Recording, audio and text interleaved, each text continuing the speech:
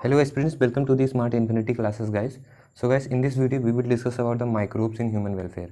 As you guys know, हमने human health and disease and biotechnology in its application and biotechnology principle and process को cover up कर लिया था और आपको important question भी मैंने बता दिया है. important question के लिए आप NCERT की एक्सरसाइज को फॉलो कीजिए और जो क्वेश्चंस बताएं उतने आप कर लीजिए, उतना सफिशियंट है. तो आज चलिए बात करते हैं माइक्रोब्स इन ह्यूमन वेलफेयर की. तो माइक्रोब्स इन ह्यूमन वेलफेयर की अगर मैं बात करूँ तो माइक्रोब्स क्या है. माइक्रोब्स एक मेजर कंपोनेंट है बायोलॉजिकल सिस्टम का. अब जैसे ह्यूमन वेलफेयर के लिए हमारे लिए जो लाभकारी हैं, है ना. हमने चैप्टर फर्स्ट में पढ़ा था human health and disease. Human health and disease में हमने देखा था कि बहुत सारे माइक्रोब्स हैं, जैसे बैक्टीरियल हुआ, फंगाई हुआ, बैक्टीरियल डिजीज़ कॉज करते थे. तो वैसे माइक्रोब्स हैं, ये भी फंगाई हैं, बैक्टीरिया हैं, लेकिन ये अच्छे वाले हैं, मतलब ये हमारे लिए वेलफेयर है, हमारे लिए लाभकारी हैं. तो इस टॉपिक्स में, इस चैप्टर में हमको कवर अप करना है, इतने टॉपिक्स को हम कवर अप करेंगे. तो जो पहला टॉपिक हमारा होने वाला है वो है microbes in household products के ऊपर है. The second topic is industrial products के बारे में हम जानेंगे. इसके बाद हम माइक्रोब्स का देखेंगे कि सीवेज ट्रीटमेंट में किस तरीके से माइक्रोब्स जो है ह्यूमन के लिए यूजफुल हैं. और माइक्रोब्स देखेंगे एज बायोगैस के प्रोडक्शन में माइक्रोब्स के हेल्पफुल देखेंगे. इसके बाद हम माइक्रोब्स देखेंगे बायो कंट्रोल एजेंट्स की तरीके से, और देखेंगे इसके बाद फाइनल टॉपिक हमारा होगा बायो फर्टिलाइजर्स के बारे में. ठीक है, माइक्रोब्स देखेंगे इन बायो फर्टिलाइजर्स में. तो चलिए फर्स्ट टॉपिक से स्टार्ट करते हैं. ये था टॉपिक ओवरव्यू इस चैप्टर में जितना हम कवर अप करेंगे. तो पहले टॉपिक की अगर मैं बात करूँ तो पहला टॉपिक हमारा microbes in household products. तो हाउस होल्ड प्रोडक्ट्स की अगर मैं बात करूँ तो microbes house hold products house hold purpose के लिए किस तरीके से माइक्रोब्स यूज़फुल हैं. तो जो पहला टॉपिक हमारा है कर्ड. कर्ड क्या होता है? कर्ड मतलब होता है दही. दही का फॉर्मेशन कैसे करते हैं? तो ये हुआ हमारा सिंपल सा मिल्क. दही के फॉर्मेशन में हम देखते हैं एक स्टार्टर मिलाया जाता है जिसको आप बोलते हैं हिंदी में जावन, है ना.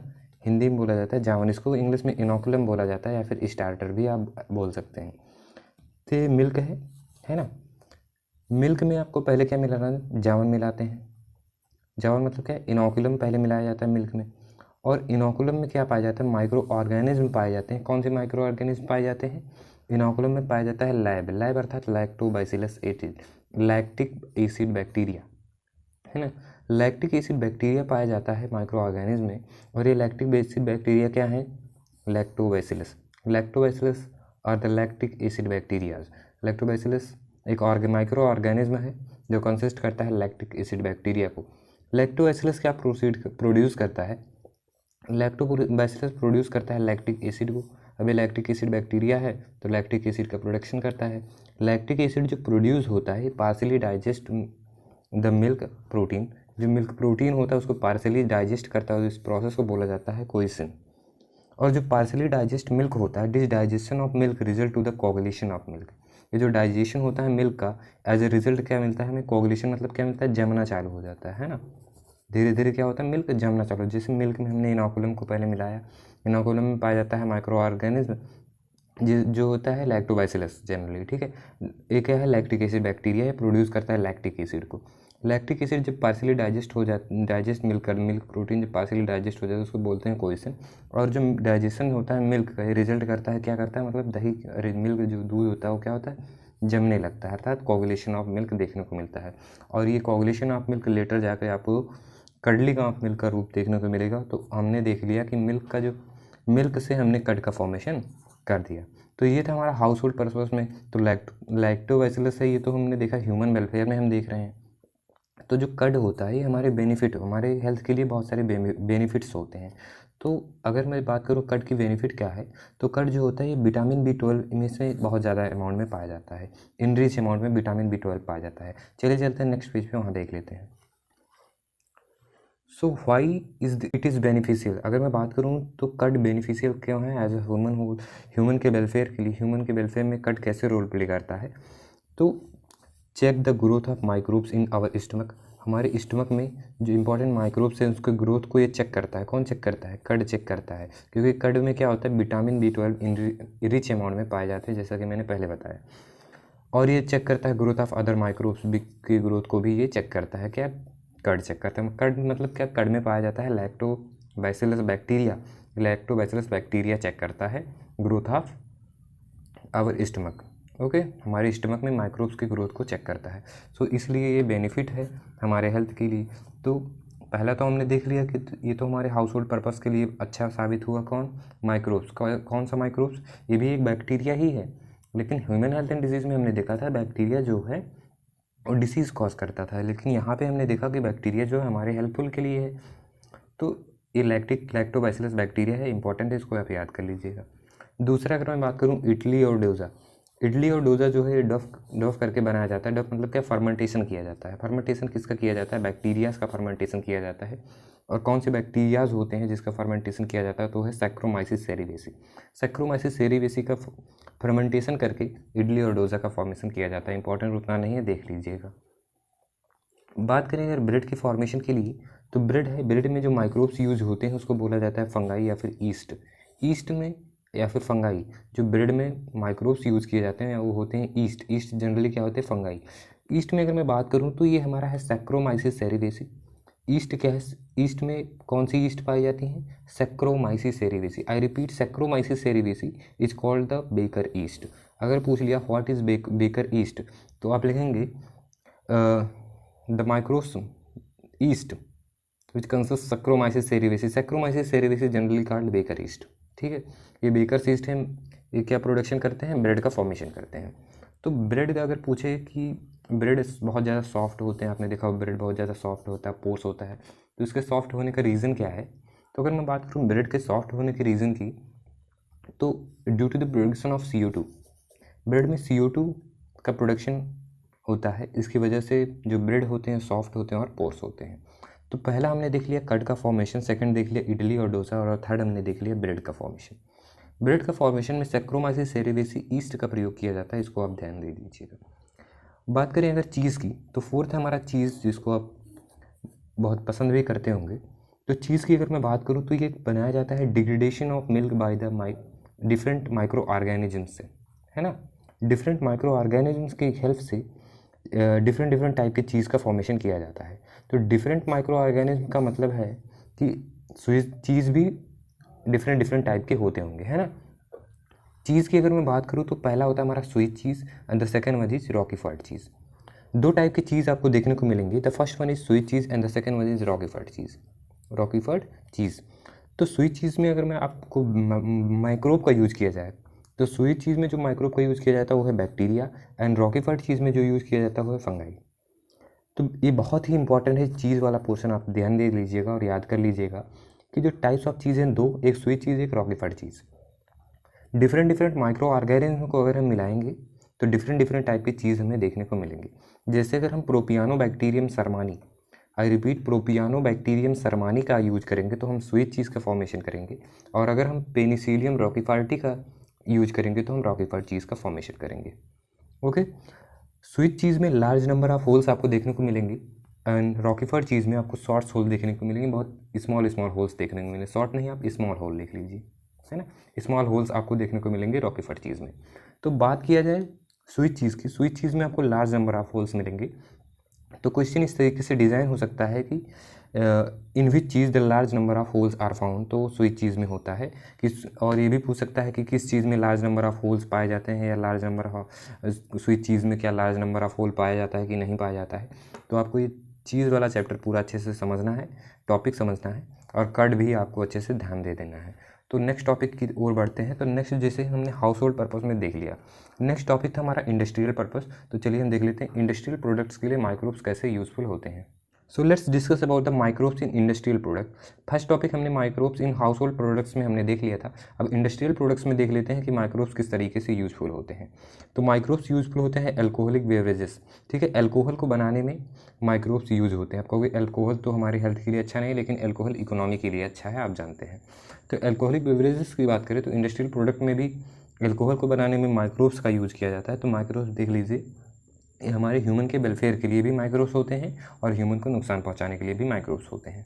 तो एल्कोहलिक बेवरेजेस की बात करें तो शुगर, देखो ये ईस्ट से बनता है। अभी हम देखेंगे कौन से माइक्रोब से बनता है alcoholic beverage.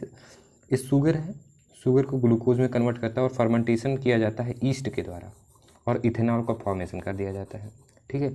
The formation of ethanol, that means यहाँ पे आप देख लीजिए, that means east is involve in the production of ethanol या फिर अल्कोहल।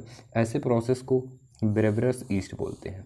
अगर पूछा कि ब्रेवरस ईस्ट क्या है, तो आप लिखेंगे the yeast is involve in the production of ethanol और alcohol that is called brewers yeast. Yeast, कौन सी ईस्ट का यूज किया जाता है, कौन से माइक्रोब्स का यूज किया जाता है? तो ईस्ट का वही ईस्ट है जो कि हमने इडली और डोसा में, सॉरी ब्रेड में देखा था, सैक्रोमाइसिस सेरिवेसी। सैक्रोमाइसिस सेरिवेसी ईस्ट का प्रयोग किया जाता है अल्कोहल के फॉर्मेशन में, है ना। तो माइक्रोब जो यूज किया जाता है सैक्रोमाइसिस सेरिवेसी। ग्लूकोज को फर्मेंट किया जाता है ईस्ट के द्वारा और फॉर्मेशन किया जाता है इथेनॉल को। ऐसे प्रोसेस को बोलते हैं अल्कोहलिक बेवरेजेस। अल्कोहलिक बेवरेजेस की बात करें तो अल्कोहलिक बेवरेजेस के भी बहुत सारे टाइप होते हैं, जैसे डिपेंड करता है कि कितना रॉ मटेरियल यूज़ किया गया है अल्कोहल में, विद डिस्टिलेशन है या फिर विदाउट डिस्टिलेशन है। तो विद डिस्टिलेशन जो होता है इसमें अल्कोहल की मात्रा ज़्यादा होती है और विदाउट डिस्टिलेशन में अल्कोहल की मात्रा कम होती है।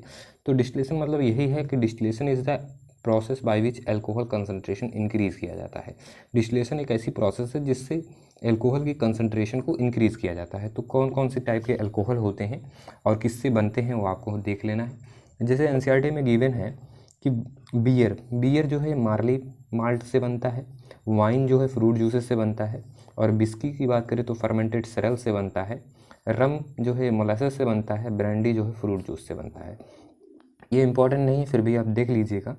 अल्कोहलिक बेवरेजेस हमने देख लिया। अल्कोहलिक बेवरेजेस में जैसे बहुत सारे लार्ज टाइप के वेसल्स देखने को मिलेंगे। ये सब कहाँ बनेंगे? ये सब बियर हुआ, वाइन हुआ, बिस्की हुआ, ये सब बहुत लार्ज वेसल्स में बनते हैं। और जो लार्ज वेसल्स होता है उसको बोला जाता है फर्मेंटर्स।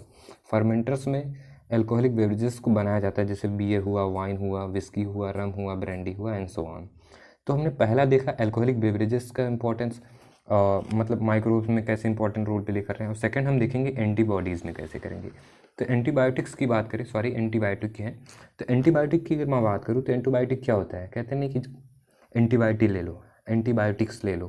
तो एंटीबायोटिक जो होता है against the life of cause of bacteria, ये हमारे लिए नुकसान नहीं होता, हमको हेल्पफुल करता है ना।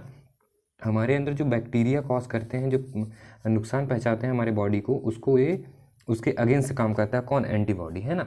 तो एंटीबॉडी क्योर करता है बहुत सारे बैक्टीरियल डिसीज़ हुए, जैसे प्लेग हुआ, ट्यूबरक्लोसिस हुआ एंड सो ऑन। तो बहुत सारे बैक्टीरियल डिसीज़ हैं जो कि एंटीबायोटिक के द्वारा क्योर किया जा सकता है। आप यहाँ पे डिप्थीरिया भी लिख सकते हैं, बहुत सारी बैक्टीरियल डिसीज़ हैं, टाइफाइड लिख सकते हैं, है ना। तो एंटीबायोटिक जो है against life of cause of bacteria के अगेंस्ट होता है, हमारे अगेंस्ट नहीं होता है, बैक्टीरिया की लाइफ के अगेंस्ट होता है। कौन? एंटीबायोटिक। और ये क्योर करता है बहुत सारे बैक्टीरियल डिजीज़ को, चाहे प्लेग हुआ, ट्यूबरक्लोसिस हुआ, डिप्थीरिया हुआ, टाइफाइड हुआ एंड सो ऑन। अगर मैं बात करूँ पहला एंटीबायोटिक कौन है, ये इंपॉर्टेंट है। पहला एंटीबायोटिक की मैं बात करूँ तो फर्स्ट एंटीबायोटिक हमारा था पेनिसिलिन। पेनिसिलिन एक फर्स्ट एंटीबायोटिक थी। तो अगर क्वेश्चन आ गया नेम द फर्स्ट एंटीबायोटिक, तो आप पेनिसिलिन लिख के आएंगे उसमें।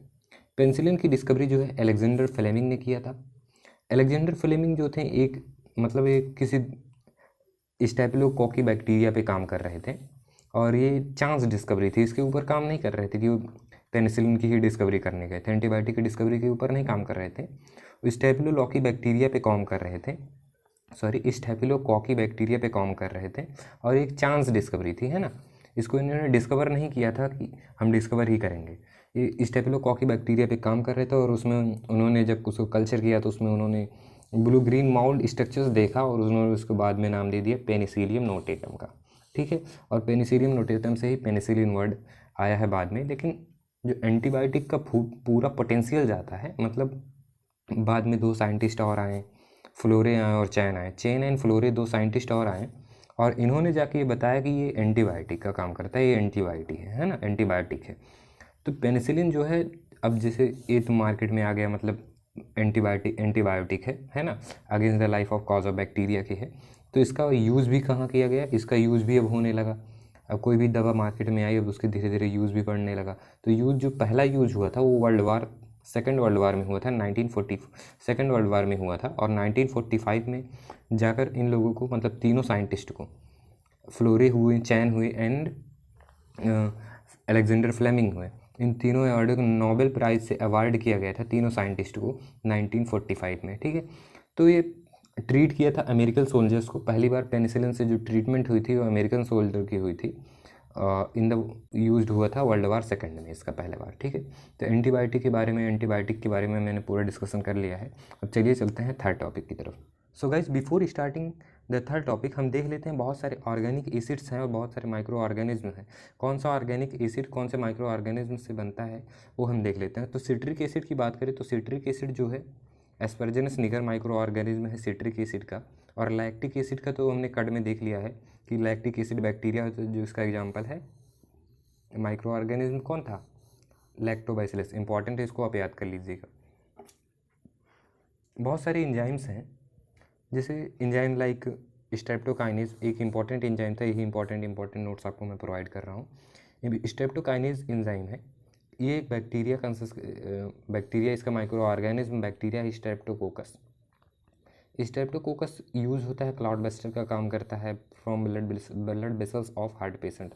जो हार्ट पेशेंट होते हैं उनके ब्लड वेसल्स को क्लाउड बस्टर का काम कौन करता है? स्ट्रेप्टोकोकस बैक्टीरिया, जो कि किस एंजाइम से होता है? तो इसका जो एंजाइम है स्ट्रेप्टोकाइनेज है और उसका माइक्रो ऑर्गेनिज्म जो है स्ट्रेप्टोकोकस बैक्टीरिया है ना। तो बात करें डिफरेंट एक्टिव, ये आपको इतना इंपॉर्टेंट नहीं है, बस देख लीजिए इसको। डिफरेंट बायोएक्टिव मॉलिक्यूल्स की बात करें तो ये इंपॉर्टेंट है, इसको आप अच्छे से देख लेंगे। तो डिफरेंट बायोएक्टिव मॉलिक्यूल्स जैसे हैं cyclosporin A and statins. Cyclosporin A जो माइक्रो ऑर्गेनिज्म है वो है फंगस, एंड जो स्टैटिन्स का माइक्रो ऑर्गेनिज्म है वो है ईस्ट।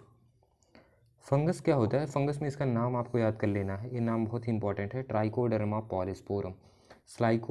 साइक्लोस्पोरिन ए में माइक्रो ऑर्गेनिज्म जो पाया जाता है उसका नाम है ट्राइकोडर्मा पॉलिस्पोरम।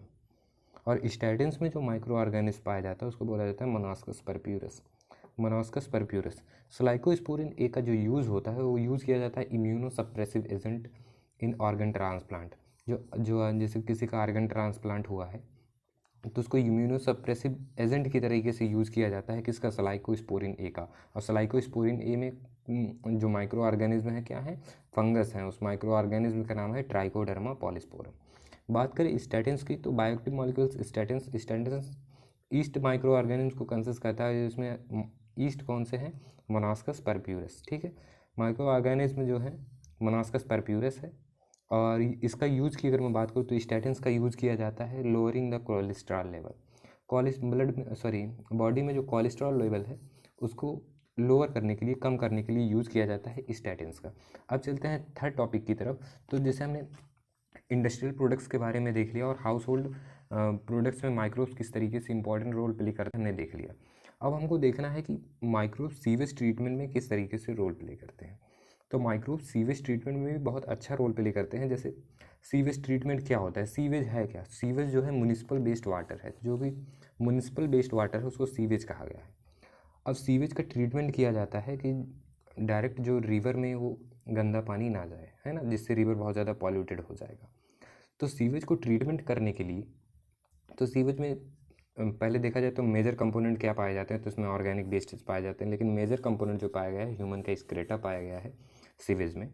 तो इसको ट्रीट करना बहुत ज़रूरी है क्योंकि ये बहुत ज़्यादा पॉल्यूटेड है ना। तो इसको ट्रीट करने के लिए आपको क्या किया जाता है? तो माइक्रोब्स का भी इसमें यूज़ किया जाता है ट्रीट करने के लिए। तो जैसे STPs बनाए गए हैं, मतलब सीवेज ट्रीटमेंट प्लांट्स बनाए गए हैं गवर्नमेंट के द्वारा इसको ट्रीट करने के लिए। किसको? सीवेज को, मतलब जो म्युनिसिपल वेस्ट वाटर है उसको ट्रीट करने के लिए STPs बनाया गया, मतलब सीवेज ट्रीटमेंट प्लांट्स बनाए गए कि डायरेक्ट जो गंदा पानी है ना, इस सीवेज से उसको पहले ट्रीट किया जाएगा, कुछ हद तक पानी को शुद्ध किया जाएगा, फिर रिवर में ट्रांसप्लांट किया जाएगा। इससे जो है बहुत सारी हेल्प मिलती है ना। तो ऑर्गेनिक वेस्ट मतलब इन्वायरमेंट शुद्ध होता है, सिंपल सा आप बोल सकते हैं। सीवेज की अगर मैं बात करूँ तो सीवेज को ट्रीट किया जाता है naturally accruing heterotrophic bacteria. Sewage को ट्रीट किया जाता है नेचुरली एक्रिंग हेट्रोट्रॉपिक बैक्टीरिया से। सीवेज को 3 तरीके से आप ट्रीट कर सकते हैं। पहला तो आप प्राइमरी ट्रीटमेंट दे सकते हैं सीवेज को, the second one is secondary treatment दे सकते हैं। NCERT में बस ये 2 ट्रीटमेंट दिया गया है। और तीसरा आप टर्सरी ट्रीटमेंट भी दिया जाता है सीवेज को, अगर आप उसके पेस्टिसाइड्स को, पैथोजन को परमानेंट रिमूव करना चाहते हैं तो आपको टर्सरी ट्रीटमेंट करना पड़ेगा। तो कहने का मतलब क्या है? सेकेंडरी ट्रीटमेंट वहाँ तक दिया जाता है कि जैसे आफ्टर सेकेंडरी ट्रीटमेंट जो वाटर होता है कैन बी डिस्चार्ज कर दिया जाता है रिवर में। जब जैसे कोई ये म्युनिसिपल वेस्ट वाटर है, आई मीन सीवेज है, उसको पहले प्राइमरी ट्रीटमेंट किया जाएगा, फिर सेकेंडरी ट्रीटमेंट किया जाएगा और फिर इसको रिवर में ट्रांसप्लांट कर दिया, रिवर में भेज दिया जाता है ना, ट्रांसफ़र कर दिया जाता है। तो ये सेकेंडरी ट्रीटमेंट तक होता है। लेकिन अगर आपको उसको रीयूज़ करना है, मतलब वाटर को यूज़ करने के लिए पर्पस के लिए लेना है, तो आपको टर्शरी ट्रीटमेंट करना पड़ेगा, है ना। तो चलिए हम इसको एक फिगर की मदद से आपको समझाने की कोशिश करता हूँ कि किस तरीके से ट्रीटमेंट किया जाता है। So guys, this is the figure. ये है हमारा सीवेज ट्रीटमेंट प्लांट, है ना। सीवेज ट्रीटमेंट प्लांट क्या है? ये सीवेज हमारा म्युनिसिपल बेस्ड वाटर है। म्युनिसिपल बेस्ड वाटर यहाँ से आता है और यहाँ पे एक टैंक लगा होता है, एक फिल्ट्रेशन टैंक होता है जिसको सीक्वेंशियल फिल्ट्रेशन बोला जाता है। सीक्वेंशियल फिल्ट्रेशन बोला जाता है। यहाँ पे देखो ऐसे जाली लगा होता है, बड़ा बड़ा पहले लगा होता है, फिर इससे छोटा छोटा छोटा छोटा, फिर इससे भी छोटा छोटा छोटा। तो जो बेस्ट वाटर होता है जब इसमें आता है तो ऐसे ऐसे वाटर पास होता है और इसके बाद फिर इसको सेकंड टैंक में भेज दिया जाता है। तो जो सेकंड टैंक में जाता है उसको सेडिमेंटेशन टैंक बोला जाता है। क्या बोला जाता है? Sedimentation tank. इस टैंक में जाता है और जो बेस्ट पार्टिकल्स होते हैं, जो प्राइमरी स्लज, इसको बोला जाता है प्राइमरी स्लज, जो बेस्ट पार्टिकल्स होते हैं, टेस्ट होता है, वो धीरे धीरे जाके नीचे कंकड़ पत्थर जो होते हैं नीचे बैठ जाते हैं और ऊपर ऊपर क्या बना जाता है? ऊपर पानी रह जाता है ना। तो जो नीचे बैठता है इसको बोला जाता है प्राइमरी स्लज। क्या बोला जाता है? Primary sludge. अगर मैं बात करूँ प्राइमरी स्लज की, तो प्राइमरी स्लज जो है बेस्ट पार्टिकल्स होते हैं, जैसा कि मैं आपको बता चुका हूँ।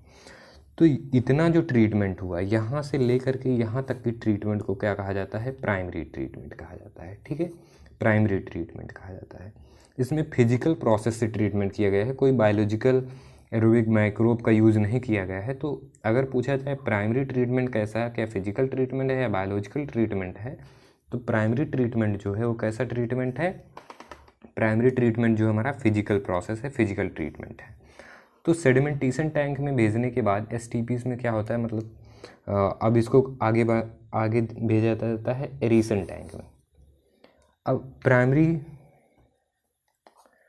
ट्रीटमेंट हो चुका है, अब सेकेंडरी ट्रीटमेंट में लिया जाता है। तो जो वाटर होते हैं उसको दूसरे टैंक में भेजा जाता है एरेशन टैंक में, और वहाँ पे ऑक्सीजन भी पाया जाता है, ऑक्सीजन पाया जाता है उस टैंक में।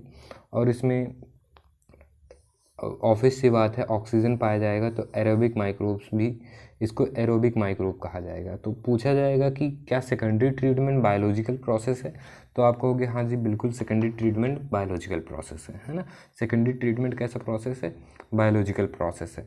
और इसके बाद यहाँ से जो वाटर रहता है उसको सेकेंड टैंक में भेजा जाता है जिसको बोला जाता है, और इसके बाद यहाँ पे जो वेस्ट बचते हैं उसको सेटल्ड स्लैज बोला जाता है। और इसको ऊपर के पानी को कहाँ पे भेज दिया जाता है? इसके ऊपर के पानी को भेज दिया जाता है रिवर्स में, रिवर्स में भेज दिया जाता है ना। तो इस सेकेंडरी सेटल टैंक है, इसका जो नाम है ये हमारा secondary settled tank. Secondary settle tank में ये है स्लज, ये जो नीचे नीचे जो बहुत माइन्यूट पार्टिकल्स होते हैं जो नीचे बैठते हैं उसको बोला जाता है सेटल स्लज।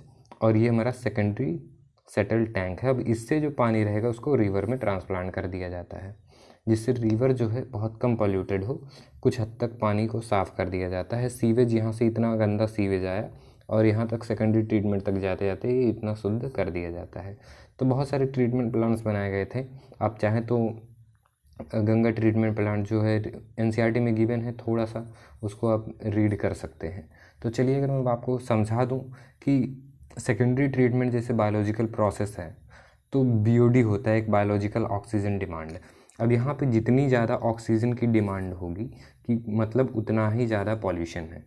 तो और जितनी ज़्यादा बायोलॉजिकल ऑक्सीजन डिमांड कम होगा उतना ही क्या है, उतना ही पॉल्यूशन कम है। तो कहने का मतलब क्या है, चलिए समझा देते हैं। सो जैसे हमने फिगर में देख लिया था, सेकेंडरी ट्रीटमेंट क्या है, एक बायोलॉजिकल प्रोसेस है। इसमें मैंने बताया था कि जैसे बीओडी जो है, अगर बीओडी कम है तो मतलब पॉल्यूशन कम है, मतलब ऑक्सीजन की डिमांड अगर कम है तो ऑब्वियस सी बात है पॉल्यूशन भी कम होगी। जब ऑक्सीजन की डिमांड बहुत कम हो जाती है तब उसको सेकेंडरी सेटल टैंक में भेज दिया जाता है ना। सेकेंडरी सेटल टैंक में भेज दिया जाता है और उसमें जो पार्टिकल्स बचे रहते हैं उसको नीचे जो जाते हैं उसको सेटल्ड स्लज बोला जाता है, और यही स्लज को एक्टिवेटेड स्लज भी कहा जाता है लेटर ऑन। ठीक है, तो ये था हमारा सेकेंडरी ट्रीटमेंट के बारे में। उम्मीद है आपको प्राइमरी और सेकेंडरी ट्रीटमेंट दोनों अच्छे से समझ में आ गया होगा। आप चाहे तो एक बार एनसीईआरटी रीड आउट कर सकते हैं, नहीं तो आप नोट्स बना लीजिए, इतना सफिशिएंट है। बात करें अगर फोर्थ टॉपिक की, तो हमने 3 टॉपिक समझ लिया। हाउस होल्ड पर्पज़ के लिए माइक्रोब्स का, इंडस्ट्रियल पर्पज़ के लिए हमने माइक्रोब्स का यूज़फुल देख लिया ह्यूमन वेलफेयर में। अब हम माइक्रोब्स का यूज़ देखते हैं बायोगैस प्रोडक्शन में। फोर्थ टॉपिक हमारा था बायोगैस प्रोडक्शन का, माइक्रोब्स इन बायोगैस प्रोडक्शन। तो बायोगैस क्या होता है? बायोगैस होता है मिक्सचर ऑफ गैसेस का, बहुत सारे गैसेस का जो मिक्सचर होता है उसे बायोगैस कहा जाता है। बायोगैस में जो मेजर पोर्शन होता है उसे बोला जाता है मीथेन, दैट इज़ CH4, जिसमें 50 to 70% मीथेन पाया जाता है बायोगैस में, जिसको हाईली इन्फ्लेमेबल भी कहा जाता है। और इसमें पाया जाता है CO2 पाया जाता है 30 to 40%, and other gases like H2S पाया जाता है, H2 पाया जाता है अप्रॉक्स 10%, 5 to 10% आप बोल सकते हैं। तो ये हमारा बायोगैस। बायोगैस में मिक्सचर ऑफ गैसेस है, methane and CO2 and other gases like H2S and H2। So the major part जो होता है बायोगैस को, उसको मीथेन पाया जाता है, इसलिए इसको मिथेनोजन भी कहा जाता है। मिथेनोजन के ऊपर हमने एक पूरा समझना है। जैसे बायोगैस प्लांट है, तो बायोगैस प्लांट कैसे होता है? तो बायोगैस प्लांट NCERT में दिया है, आप वहाँ से देख सकते हैं। जैसे पहले स्लरी होता है, स्लरी मतलब स्लरी क्या हुआ, आप स्लरी नहीं समझ पाए। जैसे डंक हुआ, एनिमल डंक हुआ, जो एनिमल डंक को लेते हैं और साथ में वाटर को मिला लेते हैं, है ना। गोबर और वाटर दोनों को, गोबर और पानी दोनों को मिलाया जाए, इसके बाद उसको एक टैंक में भेजा जाता है। ये हमारा टैंक है, इस टैंक में यहाँ पे भेजा गया, और इस टैंक में यहाँ पे एक ऊपर गैस होल्डर लगा दिया जाता है। इस गैस में क्या पाया जाएगा? इसमें मीथेन पाया जाएगा और क्या पाया जाएगा? CO2 पाया जाएगा। मीथेन और CO2 का कंपोजिशन होता है इस गैस होल्डर में। और इसके बाद यहाँ पे जब यहाँ से ऊपर से यहाँ से गैस आपको निकाल लिया जाता है, और ये गैस आपके हाउस होल्ड पर्पज़ के लिए यूज़ कर सकते हैं। और यहाँ से नीचे जो वेस्ट मटेरियल बच जाते हैं उसको आप एज अ मैन्यूर यूज़ कर सकते हैं, एज अ खाद यूज कर सकते हैं अपने खेतों में, है ना। तो बायोगैस प्लांट दोनों तरीके से यूज़फुल है। आप इसको लाइटिंग की, ये जो गैस है इसको आप लाइटिंग के लिए यूज़ कर सकते हैं, कुकिंग के लिए यूज़ कर सकते हैं, है ना। हाउस होल्ड पर्पज़ में आप इस गैस का यूज़ कर सकते हैं बायोगैस प्लांट का। और जो इसका जो वेस्ट मटेरियल है उसका भी आप यूज़ कर सकते हैं एज अ मैन्यूर, अपने एज अ फर्टिलाइज़र यूज़ कर सकते हैं, और जो कि नुकसान भी नहीं करता है ना। तो बायोगैस हमने देख लिया, बायोगैस प्लांट। अब चलिए आगे बढ़ते। तो हमने देख लिया यूज़ होता है बायोगैस का लाइटिंग पर्पज़ के लिए, कुकिंग पर्पज़ के लिए, और उसका हम जो वेस्ट पार्टिकल्स होते हैं उसको आप एज अ मैन्यूर यूज़ कर सकते हैं। तो बात करें बायोगैस की टेक्नोलॉजी को डेवलप किसने किया था, तो बायोगैस की टेक्नोलॉजी को डेवलप करने के लिए 2 लोगों ने डेवलप किया था, IARI और KVIC, है ना। IARI और KVIC ने बायोगैस की टेक्नोलॉजी को डेवलप किया था। अब इतना जान लीजिए, इतना ये ज़्यादा इंपॉर्टेंट नहीं है। बस क्वेश्चन बन सकता है, who develop the biogas technology, तो आपको इनको बताना है, और आप इनके बारे में चाहे तो NCERT में थोड़ा सा रीड आउट कर सकते हैं, और ना इतना सफिशियंट है। बात करें फिफ्थ की, तो हमने 4th टॉपिक कवर अप कर लिया। अब हम पहुँचते हैं अपने 5th टॉपिक पे। तो 5th टॉपिक हमारा है बायोगैस कंट्रोल एजेंट्स बारे में। बायो कंट्रोल एजेंट्स क्या हैं? जैसे बायो कंट्रोल एजेंट्स क्या हैं? जैसे biological method to control plant disease and pests को बायोलॉजिकली जो कंट्रोल किया जाता है उसको बोला जाता है बायो कंट्रोल एजेंट। जैसे इंसेक्टिसाइड्स हुआ, बीडीसाइड्स हुआ, these are the biologically control plants, है ना। तो उसको बोला जाता है microbes as a bio control agents. के लिए भी माइक्रोब्स का यूज़ कर सकते हैं as a bio control agents, है ना। तो 5th टॉपिक में बस थोड़ा सा था। और 6th टॉपिक में हम देखते हैं microbes as a fertiliser. Microbes हम एज अ फर्टिलाइज़र यूज़ कर सकते हैं। जैसे बायो फर्टिलाइज़र में आप यूज कर सकते हैं मैन्योर का, जो कि इनरिच इन न्यूट्रिएंट वैल्यू प्रोवाइड करता है, न्यूट्रिएंट क्वालिटी देता है किसको? सॉइल को। तो बात करें microbes as a bio fertiliser की, तो bio fertiliser are the organism that enrich the nutrient value. Nutrient value of soil की न्यूट्रिएंट वैल्यू को बढ़ा देता है क्या? Bio fertiliser. जैसे बहुत सारे बायो फर्टिलाइजर्स हुए, सोर्स ऑफ बायो फर्टिलाइजर्स की बात कर लें तो 3 टाइप के बायो फर्टिलाइजर्स हैं। जैसे बैक्टीरिया हुआ, फंगाई हुआ, साइनोबैक्टीरियाज हुए। तो नाइट्रोजन फिक्सेशन बैक्टीरिया का जो काम करता है उसे बोला जाता है राइजोबियम। और जो फंगाई जो होता है ये प्रोवाइड करता है एक सिम्बायोटिक एसोसिएशन प्रोवाइड करता है प्लांट्स को। और इसका जो फंगाई है एग्जांपल आप याद कर सकते हैं कि एक एग्जांपल तीनों का याद कर लीजिए, माइकोराइजा, और बैक्टीरिया में आपको राइजोबियम याद कर लेना है, फंगाई में आपको माइकोराइजा याद कर लेना है, एंड साइनोबैक्टीरिया में आपको एनावेना याद कर लेना है, ब्लू ग्रीन एल्गी याद कर लेना है। साइनोबैक्टीरिया क्या हैं? These are the autotrophic bacterias, these are the autotrophic microbes, जो कि कहाँ पाए जाते हैं? एक्वाटिक रीजन में पाए जाते हैं। साइनोबैक्टीरिया एक्वाटिक रीजन में पाए जाते हैं, जैसे एनाबेना हुआ, ब्लू ग्रीन एल्गीज हुए, और बहुत सारे एग्जांपल्स हैं, लेकिन ये दोनों इंपॉर्टेंट है इसलिए मैं आपको बता दिया हूँ। So that's the end of the video guys. Video कैसा लगा कमेंट करके जरूर बताएं, और ये नोट्स बना लीजिएगा, नोट्स काफ़ी इंपॉर्टेंट है और 60 नोट्स आपको मैंने प्रोवाइड करने की कोशिश की है। इंपॉर्टेंट क्वेश्चन के लिए इस चैप्टर का आप सिर्फ NCERT क्वेश्चन कर लेंगे, इतना सफिशियंट है। ये चैप्टर बहुत ज़्यादा एग्जाम पॉइंट ऑफ व्यू से इंपॉर्टेंट नहीं है। इस चैप्टर में सारे टॉपिक्स मैं आपको कवर अप करा दिया हूँ। अगर आप NCERT क्वेश्चन और प्लस से नोट्स कर लेते हैं तो आपका इतना सफिशियंट है आपके बोर्ड एग्जामिनेशन के लिए। For more updates, subscribe to our channel and enjoy watching the videos.